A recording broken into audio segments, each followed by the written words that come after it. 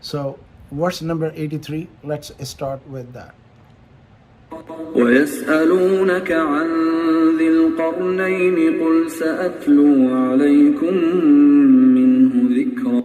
They ask you about Dhul Qarnayn. Say, I shall now recite to you an account of him. إنا مكنا له في الأرض وآتيناه من كل شيء سببا. Surely, we gave him power on earth and gave him means to have everything he needs. فأتبع سببا. So he followed a course.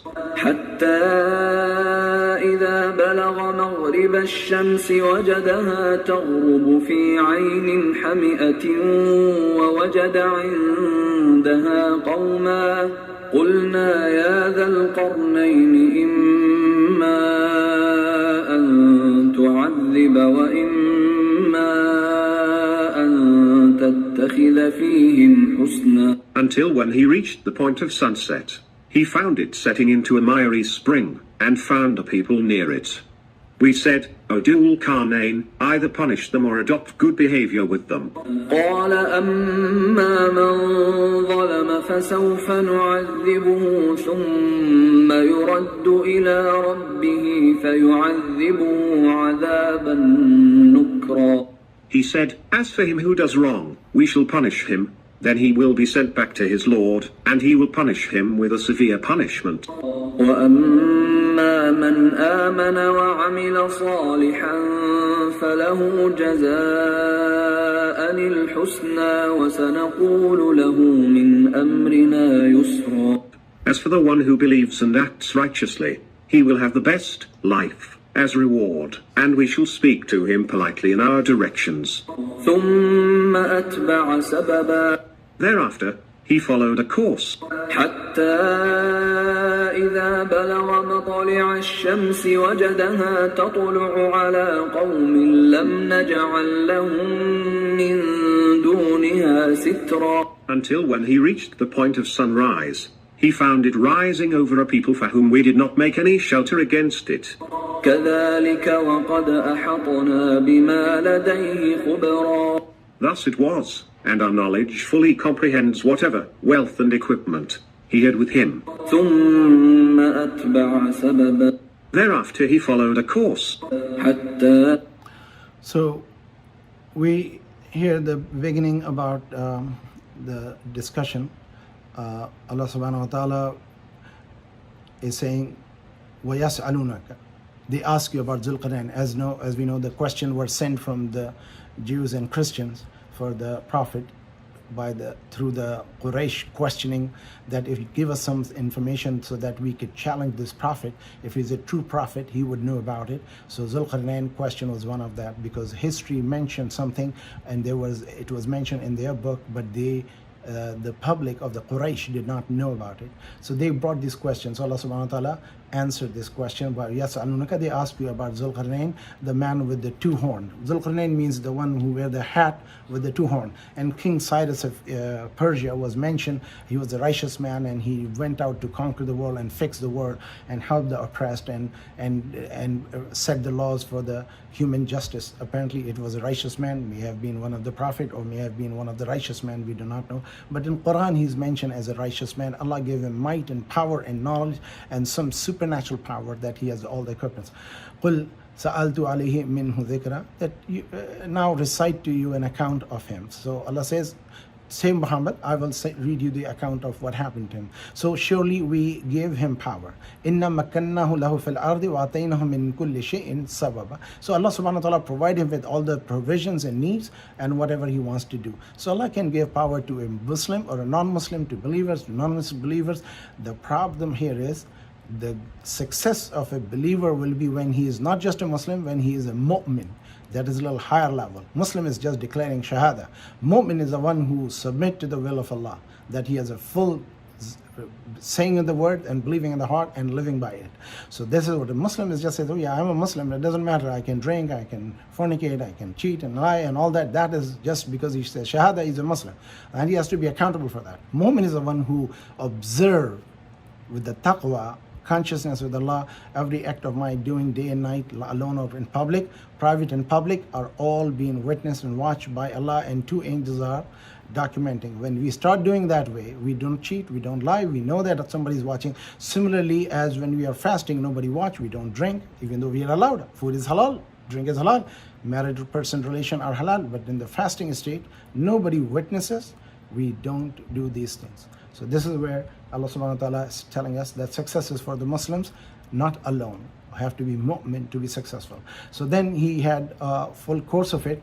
Then he reached a point where that he saw the sunset. In other words, to the western part of the world he reached, and he saw the sun setting. So it's not the sun setting. Sun setting is from the witness, from the earthly point of view, but from the space point of view, it is the earth which is rotating. So that's what should be understood. Our scholar did not have the knowledge.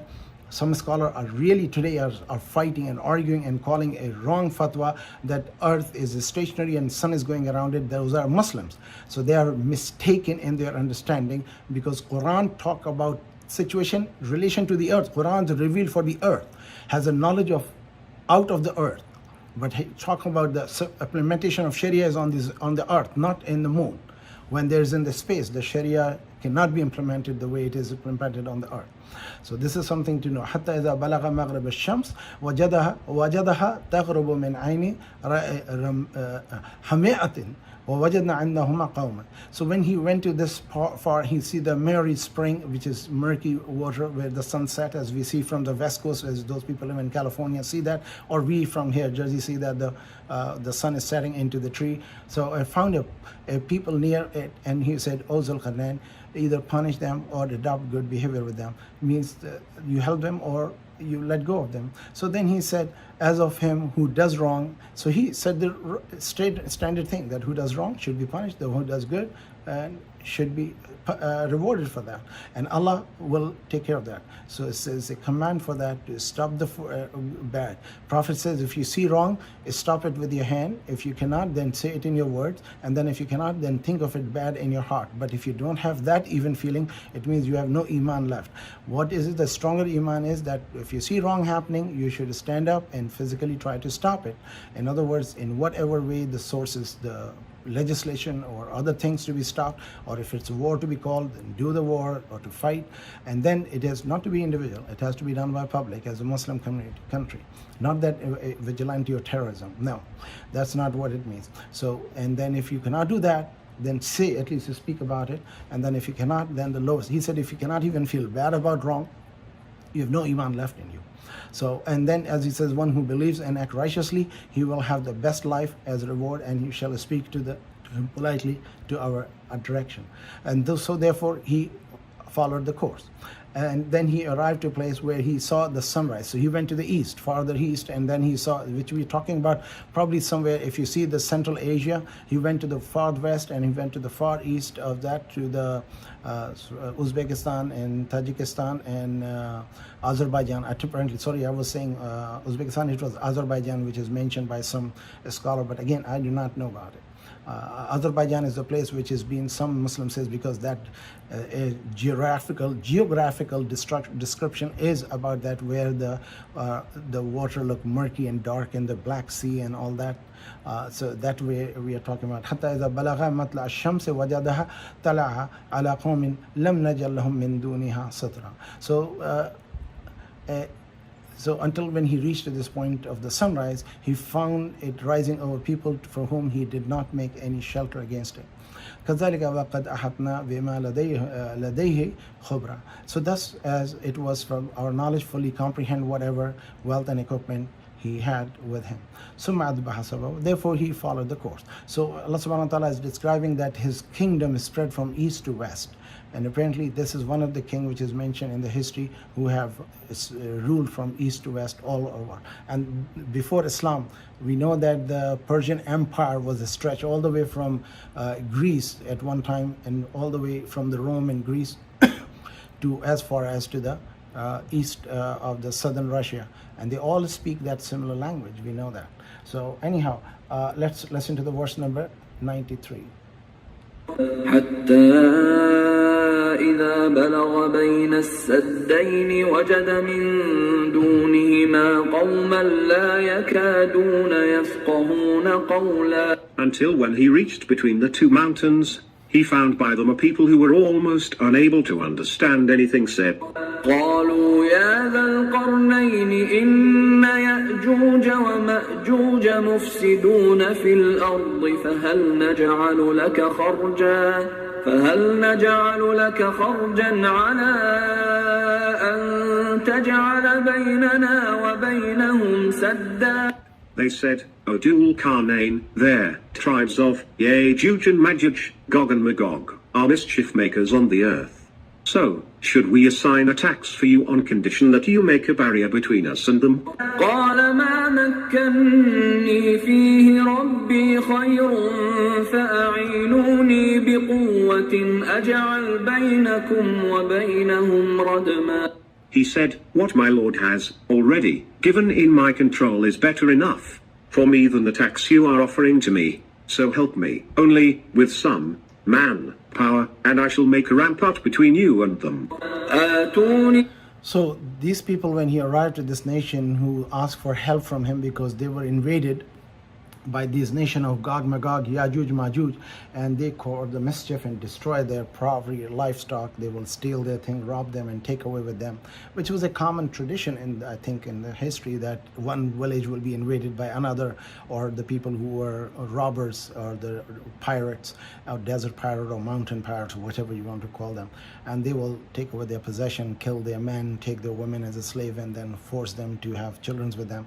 All this was kind of a chaotic. So these people asked Zulqarnain that help us, and we'll pay you whatever tax you want to charge us to protect. So he said, I don't need any help from you. Just help me by physically helping me to build this wall and material. So I will build a partition, a wall between you and them, so they will not come across from this, between the valley of the mountain, which they do. So he created a wall between two mountain peaks, and this is where he created it, and these people were protected and shielded. Let's listen to the verse number 96. آتوني زبر الحديد حتى إذا ساوى بين الصدفين قال انفخوا حتى إذا جعله نارا قال آتوني أفرغ عليه قطرا. Bring me big pieces of iron. They proceeded accordingly, until when he leveled up the gap between the two cliffs, he said, blow. They complied, until when he made it like fire, he said, bring me molten copper, and I will pour it upon this. فما استطاعوا أن يظهروه وما استطاعوا له نقبا. So they, Ya'juj and Ma'juj, were not able to climb it, nor were they able to make a hole in it. قال هذا. So verse 96 described that how he built the wall, that he asked them to bring ore, iron, and iron was already known at that time. And as we know that Dawood alayhi salam was the one given might over iron use. So I think this must be after Dawood alayhi salam time. So they were using iron, and then he said that level it up in gap, and he put some other copper and other metals in there. So use of metal and copper is mentioned in it, which is the power of the might on iron. Iron is, Allah subhanahu wa ta'ala says in Surah Hadid, we read about it, that Allah has put power in iron, and so that he made a steep wall where they could not climb over it or could put a hole in it because it was so thick. So these people were very primitive apparently, and they were just wild people who do not speak or understand any language. They basically were just selfish. It's also metaphorically to speak that when a person is selfish, when he wants self-gratification, he doesn't or she doesn't care what harm it comes to others. They just grab it for their personal satisfaction. And we can talk about it in some time, inshallah. I will talk about the human brain and chemistry of it, the dopamine, acetylcholine, gamma-aminobutyric acids, and the acetylcholine, and what you call the epinephrine, norepinephrine, serotonin, what these chemical does to some people when they are committing a self-gratification success. When there's dopamine is high, they find self-gratification. That's what leads to the addiction.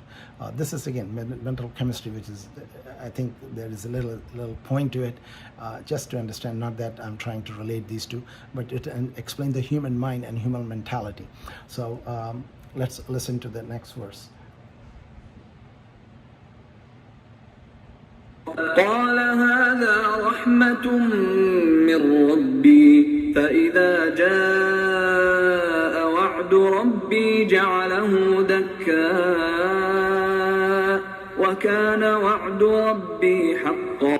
He said, "This is a mercy from my Lord. Then, when the promise of my Lord will come, he will make it level to the ground. The promise of my Lord is true." وتركنا بعضهم يومئذ يموج في بعض ونفخ في الصور فجمعناهم جمعا. And on that day, for example, the doomsday, we will leave them, all the people including Yajuj and Majuj, surging over one another. And the horn shall be blown. Then we shall gather them together. وعرضنا جهنم يومئذ للكافرين عرضا. And on that day we will bring Jahannam fully exposed before the infidels. الذين كانت أعينهم في غطاء عن ذكري وكانوا لا يستطيعون سمعا. Whose eyes were under a cover against my reminders, and they were not able to listen. أفحسب الذين كفروا أن يتخذوا عبادي من دوني أولياء إنا أعتدنا جهنم للكافرين نزلا. To do, then, the disbelievers deem it fit that they take my servants as patrons beside me. Surely, we have prepared Jahannam as entertainment for the disbelievers. So this is mentioned about a little more detail about in hadith. There's a lot of detail mentioned about the people of these are known as Yajuj, Majuj, or Gog, Magog. These people will be set free after Jesus, Isa alayhi salam, will come for the second time, and then apparently he will fight with them, and he will get up to the mountain, which is again the mountain of Tur has been mentioned, because these people will come from north all the way invading towards the Middle East, and they will finish it, destroy, eat everybody, human, flesh, animals, all kind of creatures. They will just trees and everything will be turned into desolate. They will drink water. Apparently they will drink the water of the river, which will turn into dry.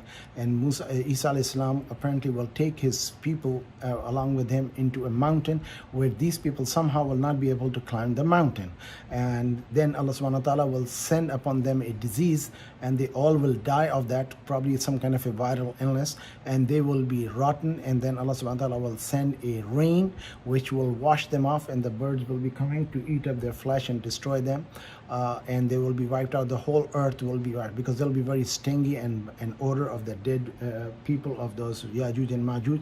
A very detailed description is mentioned about it in many books of hadith. Just to understand, after that, Gog Magog, once they are gone, Allah subhanahu wa ta'ala will establish the faith and Islam, and world will be in peace. Let's listen to the next verse. قل هل ننبئكم بالأخسرين أعمالا. Say, shall we tell you about the greatest losers in respect of their deeds? الذين ضل سعيهم في الحياة الدنيا وهم يحسبون أنهم يحسنون صنعا. Those are the ones whose effort in the worldly life has gone in vain, while they think they are doing well. أولئك الذين كفروا بآيات ربهم ولقائه فحبطت أعمالهم فلا نقيم لهم يوم القيامة وزنا. Those are the ones who rejected the signs of their Lord and the concept of meeting with him, so their deeds have gone to waste, and we shall assign to them no weight at all. ذلك جزاؤهم جهنم بما كفروا واتخذوا آياتي ورسلي هزوا. That is their punishment, the Jahannam, for they disbelieved and made my signs and my messengers a mockery. إن الذين آمنوا وعملوا الصالحات كانت لهم جنات الفردوس نزلا. Surely those who believed and did righteous deeds, theirs are the gardens of Firdaus as entertainment, خالدين فيها لا يبغون عنها حولا. where they will live forever, and will not wish to move from there. قل لو كان. So Allah subhanahu wa ta'ala is further now conversing or changing the direction of discussion towards the believers and disbelievers, the punishment of the disbelievers and the blessing and the reward of the believers. And those people who are disbelieving, they will be in the hellfire for eternity. And those who believe in Allah subhanahu wa ta'ala, they will be getting the blessings and they will be living there in the paradise under which the rivers is flowing. And that will be the Firdaus al-A'la, Jannatul Firdaus, the highest of the gardens, the beautiful. Khalidina fiha, they will be there forever.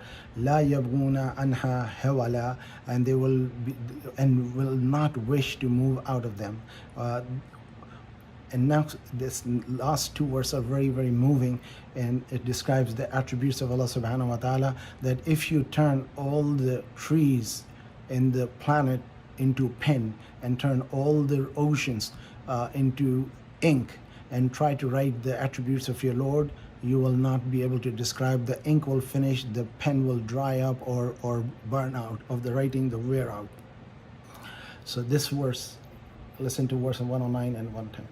قل لو كان البحر مدادا لكلمات ربي لنفد البحر قبل أن تنفد كلمات ربي لنفد البحر قبل أن تنفد كلمات ربي ولو جئنا بمثله مددا. Say, if the ocean were to be ink for writing the words of my Lord, the ocean would have been consumed before the words of my Lord are exhausted, even though we were to bring another ocean like it in addition. قل إنما أنا بشر مثلكم يوحى إلي أنما إلهكم إله واحد فمن كان يرجو لقاء ربه فليعمل عملا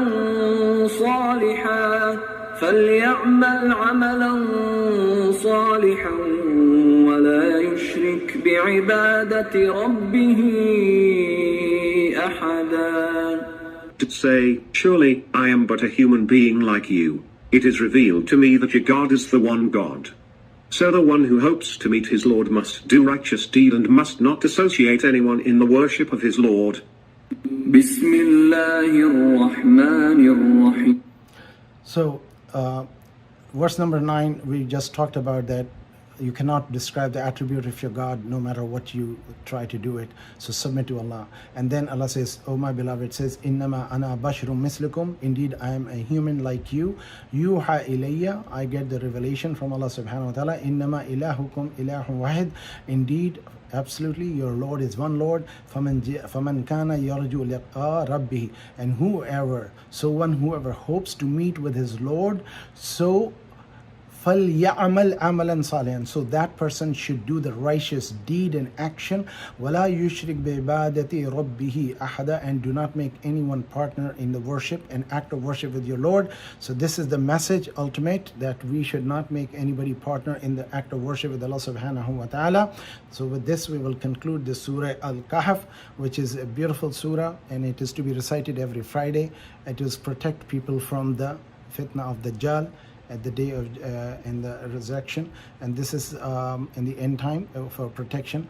If you have any question, inshallah we'll stop now. Next Sunday we will start Surah Al-Nahl, that is about the honeybee, and inshallah we will come to this discussion.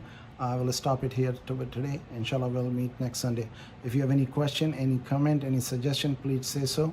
Otherwise we will stop today. We got a little bit ahead of time only because this chapter was finishing.